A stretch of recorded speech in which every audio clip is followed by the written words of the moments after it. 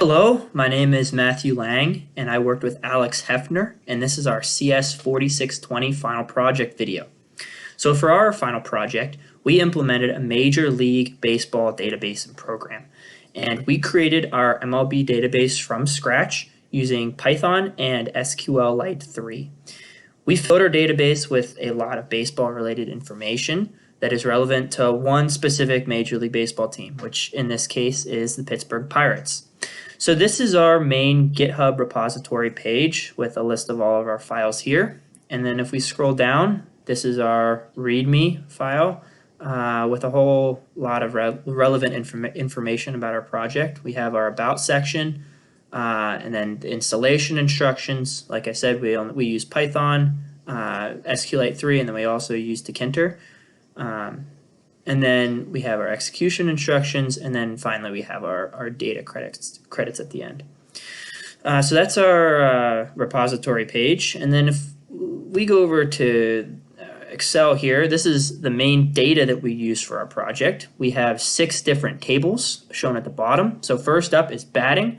And this Excel sheet has data for every single player who had a batting statistic in 2021 in the major leagues.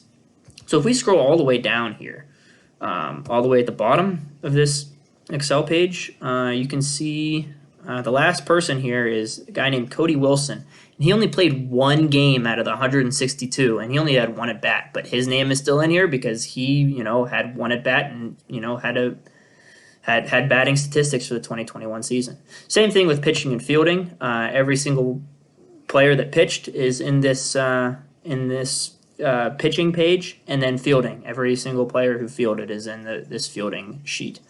And then finally, we have 3 more tables. The next one is a Pirates table, and this is the list of the Pirates' 40-man roster. There's 40 different guys here, and it just gives statistics, personal information, such as their position, their height, weight, and then we have 3 different columns here. We have profile, which lists their MLB profile link. We have a YouTube column for guys that have highlights, and you can see some of these guys don't have highlights because they're kind of new to the team or didn't do very well. So only a select few of them have highlight videos. And then the last column here is their music walk-up songs when they come up to the plate when they bat. And the same thing with the highlight videos, where not every single player has a walk-up song. And if they don't have a walk-up song, then we just play a random song on Spotify in our program. And then the last 2 tables, we have our schedule. So this is all of the Pirates' 162 games that they played in the season with random data, the win, if they won or not, the runs they scored, the other team scored against them. And then finally, all the way at the end, we have another link to the box score. So this will bring up the baseball reference box score of that individual game. And then the last data table that we have is information about each one of the 30 teams in the league. We have information such as the manager, the stadium, the general manager, and then all the way at the end we have contact information for their phone and the website link. Hello everyone, I'm Alex Heffner, and to start off our project we first gathered the data as Matthew talked about earlier, but then we had to convert it into an SQLite database. So we created a little Python program to convert all these tables into SQLite. And then here is our actual project. You can run our project by just typing in python3 main.py, and that'll run our project. And so for our first thing here, we have batting statistics. So we can click on batting statistics, and basically here is all the different things that we can add in our query. First name, last name, position, team, and then all these other stats. You can check the checkboxes either in all of these on the left here or in the also includes, and this will add that into your query, so you will also include those.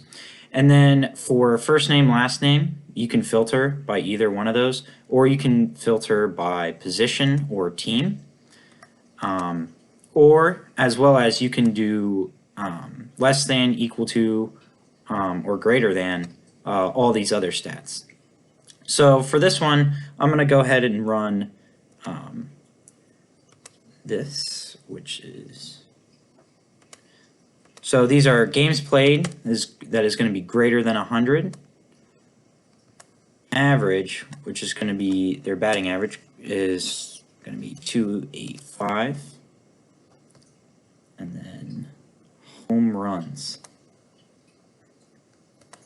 is greater than 20. Okay, and then so we can go ahead and hit go, and this will run our query. And we can see that we print it out to the terminal, but another thing that we do is we create a CSV file that holds all our information. And with this CSV file, we can actually open it in Excel, and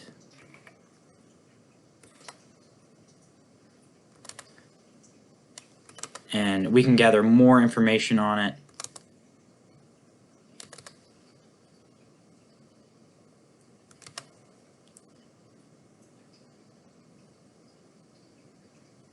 So here we have our first name, last name, games played, average, and then home runs. And in Excel, there's many other things that you can do. You can do sort, so we can do sort by largest list, games played, average, and we can check to see if we can like insert a graph to see if we see any correlation between the games played and their averages. Here with this graph, it looks like it doesn't really look like there's too much of a correlation, but we could look into other kind of stats to see if there's any correlations along those things.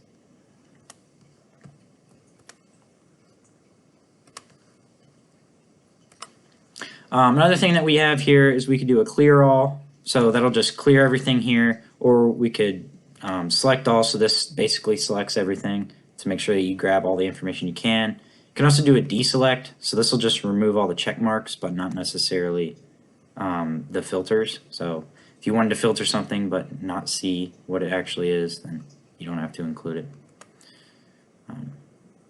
But that is just one query that we have for batting. And then we'll move on to the pitching. All right, so we're back at the main page now, and now we're going to go into our pitching statistics. And this is our pitching page. And you can see it's pretty similar to our batting page. Same structure, same kind of input format.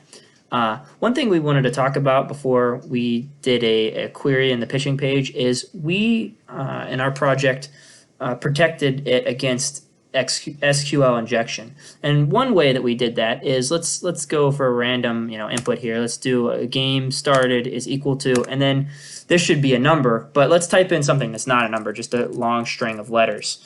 And if we hit go here, we get a message that says error, invalid input. So you cannot enter anything that is not a number inside any of these inputs to protect against SQL injection. Okay, so let's say I'm a Major League Baseball general manager and I wanted to add more pitching talent to my team, and I wanted to search for a pitcher with good statistics. Let's say I wanted to make a trade with the Dodgers. So we'll select our team. We'll go LA, Los Angeles Dodgers. And let's search for a pitcher with good statistics here. So we'll go innings pitched.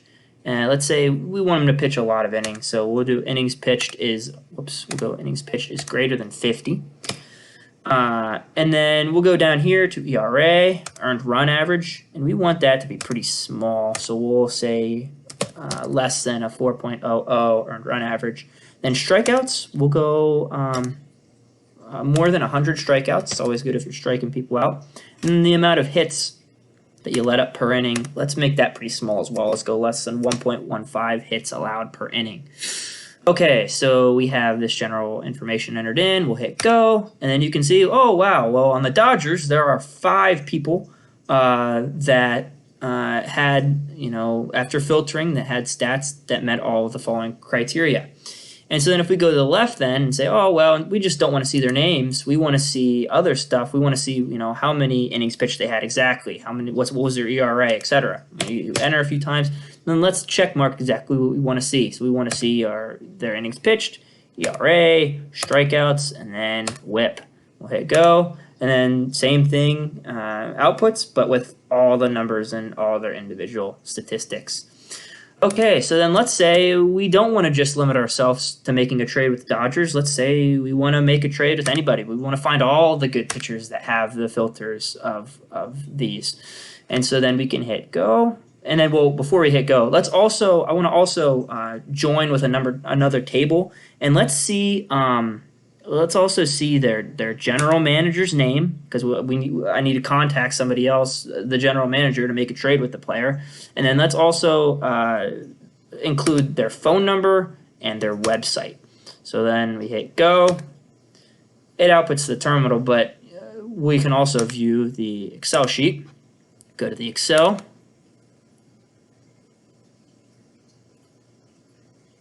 And there it is. There's everybody in the league with, innings pitched greater than 50, ERA less than 4.0, and then et cetera. And then we have a column for their general manager name, where I can contact them, their phone number, and then the website. And then same with the batting. Since this is in Excel, we can go and sort through here. So if we pick a column, let's see who had the smallest ERA out of all these people. So we go to sort, sort small to largest, sort, and then Jacob deGrom, you can see he's a good pitcher. He has the smallest ERA of a 1.08. And also, we can look at graphs here too. So if we select, the ERA column and then go over to the number of hits allowed per inning column, and then go to insert recommended charts, and we'll go this one right here. We can see, there kind of is a correlation between how many runs you allow an inning and how many hits you allow an inning. If you allow more runs in an inning, then you're probably going to allow more hits in an inning too. So you can kind of see that upward trend. Hello, everyone. Right now we're going to go ahead and look at the fielding statistics. Here I'm going to focus on the first name and kind of like the name sort. So first we can check to see if there's a player with a certain given name, like we can look at Alex. Let's say we want to see their position, their team, and maybe their team name. We can go. We can see that there's 3 Alexes, 3 Alex fielders in there. And then we can also check to see, like Matthew, to see if there's any Matthews, any Matthew fielders. And because there's no Matthew fielders, we return just a thing saying that there are no players with that name. We also protected, for security purposes, we protected to make sure that this could not be used for SQL injection.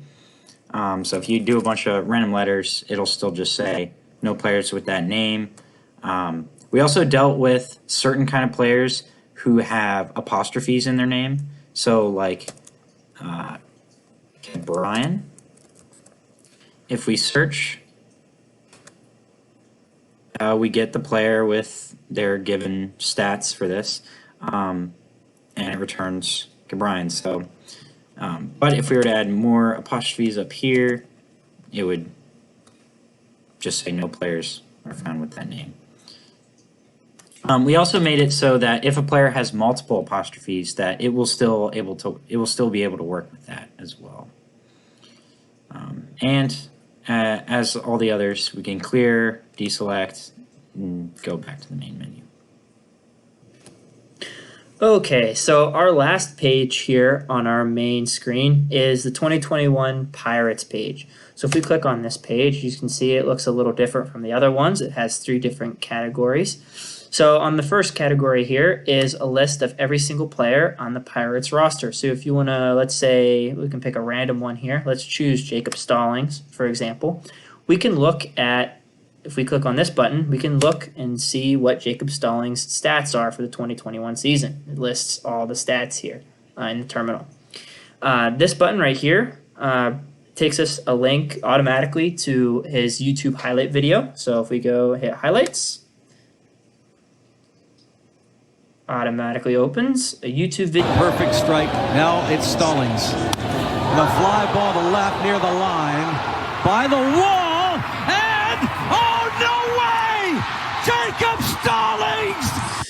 it automatically plays the video, and that it has each player has their own individual highlight video, and each player, it opens a different YouTube link.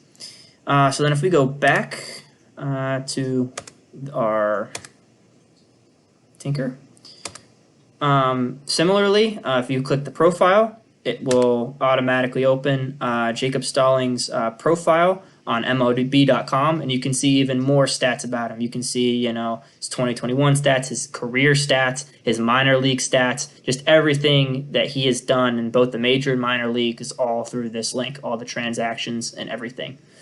And then also we have a music button, which automatically plays his walk-up song whenever he walks up to the plate. So if we click on music, it opens Spotify.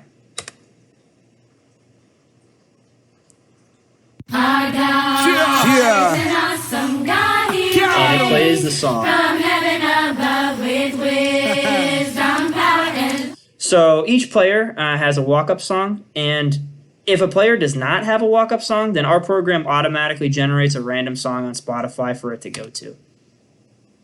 So that's the first section.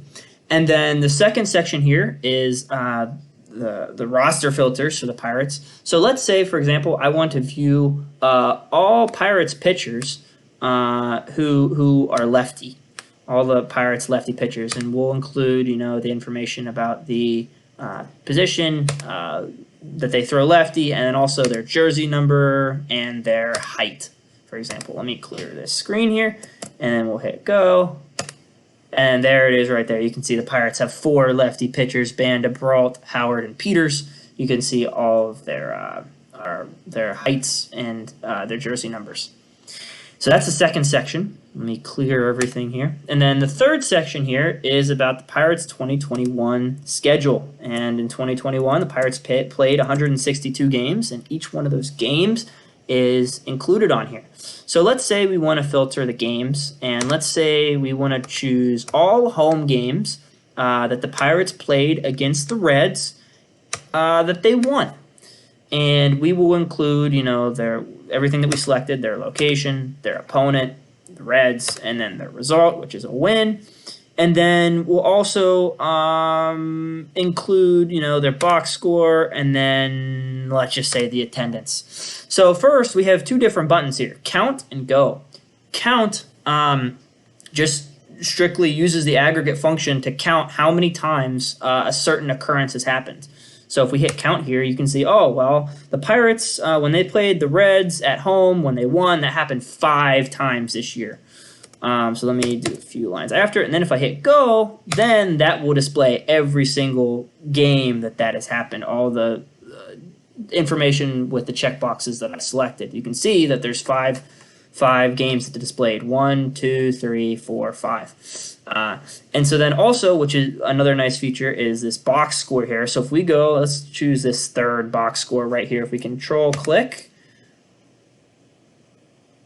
it will automatically open this link to the box score. Let me do that again. Okay, and you can see, this is on baseballreference.com.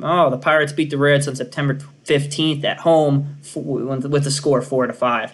And this just displays a whole bunch of information about the game, the individual statistics for that game, for the Reds, the Pirates, the pitchers. And then it even says stuff, about the weather, the time of the game, the umpires. And then if we look at the attendance here, this says the attendance is 9,320. If we go back to our program here, it says for that game, that attendance is 9,320. So it's cool to see that stuff match up. So similar to the other pages, we have a clear all, which clears all this input, and then we can go back to our main page. And then lastly, we have an exit button here that ends our program. So if we hit this, you can see the terminal ends. All right, so now we'll go ahead and talk about our code review. Here is just a little converter that we had that converted the Excel into SQL. And then moving on to our main program, first we have a class baseball that kind of holds everything that we need, like the frame and all the pages. here we have our start page, which is just our initial, and then our batting, pitching, fielding, and then the Pirates page. Our start page just kind of encapsulates everything, has all the buttons that'll send you to the correct page. And then for our all the batting, fielding, and pitching, since they're all very similar in the way they're structured, they'll all kind of follow the same kind of pattern. So they all have these labels: first name, last name, position. So they do have different stats labels. So we did have them differently, and a different amount for the fielding at least. But in general, this is how we set all that up. Some more stats, setting up like the check boxes here, and then all the inputs. And then here is where we go to actually call our query. This is also the select all, deselect, and the clear. So because all these are so similar, we're able to just pass in a lot of these variables in here, and we can all use one function to call all three from all three pages. So if we go to the definition, here's our function for it. Basically, we start off our query by always selecting the first name and last name. Our project is kind of based around players, not necessarily like team per se, but player stats. So always want to see the first name and last name. And then we go through and we check to see if we want to include these things. So this is like all our check marks that we look through here to see if we want to include those in our query. And then we want to, so this gets our first name, last name, down here, and this all has to do with the quotes. And then here we do a join on the other table that we have to get more of that information.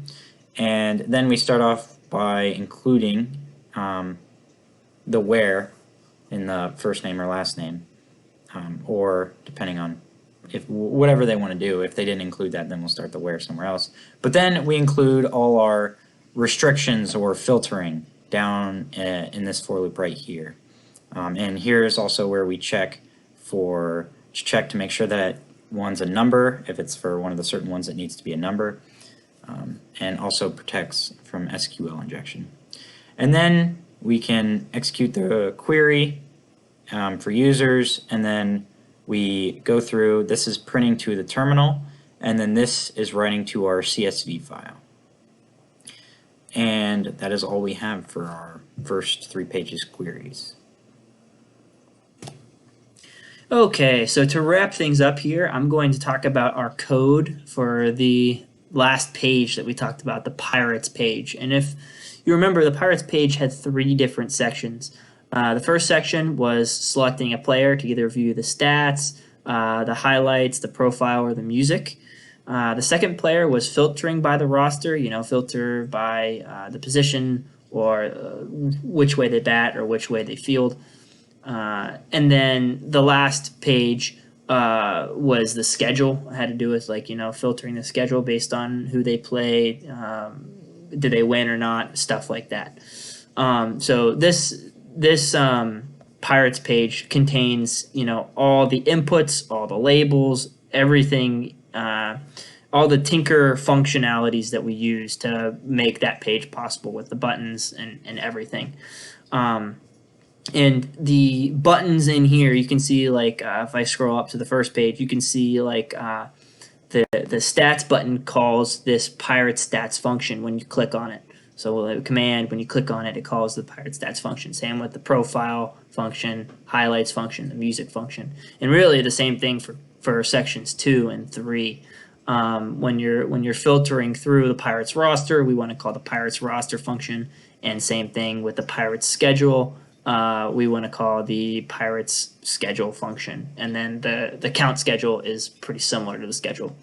So let me scroll up here and talk about all of these functions and how we implemented these queries for this Pirates page.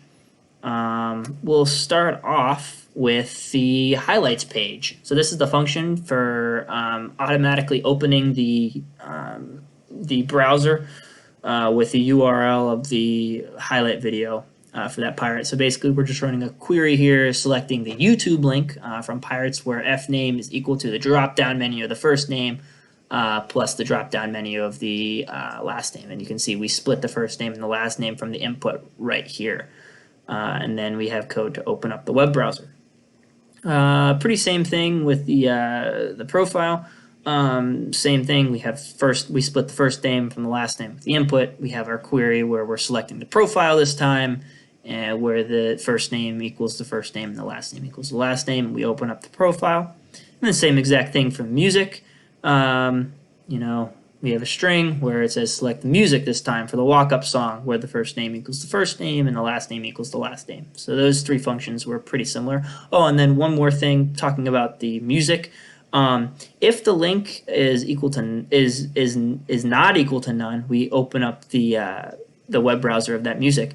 But if it was equal to none, this is like equal to a null. Like what if a player doesn't have a walk-up song? Well, then we encoded 10 songs in here, 10 random Spotify songs, and then we play a random song in range 10 every single time. It'll play a random song if that player doesn't have a value in there for the walk-up. So that's a cool piece of functionality. And then Pirate Stats, this is the other button in here from the first section. So basically, we need to get all the stats according to the first name and the last name. So right here, we're getting, the first name and then the last name. And then we're selecting a whole bunch of these inputs to get all the information. So we're selecting the position.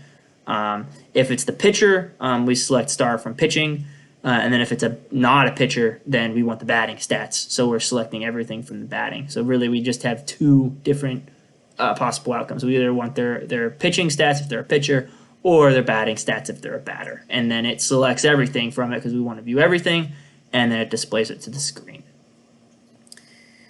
Okay, so then for section number 2, this is for filtering the Pirates roster based on stuff like the position, bats, throws. So basically, we automatically select the first name and the last name, and these are all the things we could possibly select. And then we're just getting that input from the user.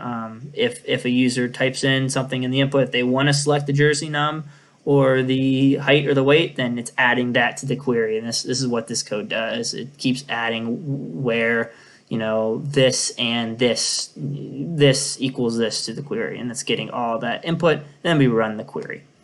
And then pretty much the same thing for the Pirates schedule, where we started off by selecting the game ID. This is the default. It's always going to select the game ID. So the game ID is 1 through 162, all the games the Pirates played.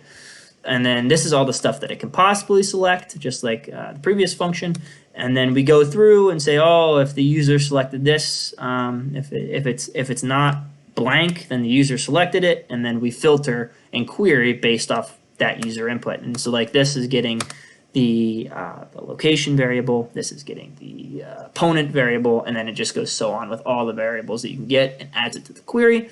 We execute the query and then we print it out. And right here is where we see, if the query couldn't find anything, then no players with the given filters could be found. And we print that out to the screen. And then finally, this is our last function here. Is very similar to just the regular Pirate schedule function, except this is with a count, and then all we do is use the aggregate function, select count star, and then that displays the numerical value of how many tuples were found in the query. And then we have our this has nothing to do with the database or querying, but this is just clearing all the Pirates variables on that main page. It's going through each one and deselecting them to clear them on the screen. And that's pretty much it for our code. And that's pretty much it for the video. So hopefully you enjoyed this video. Hopefully you thought it was interesting. And that's all for now. Thank you.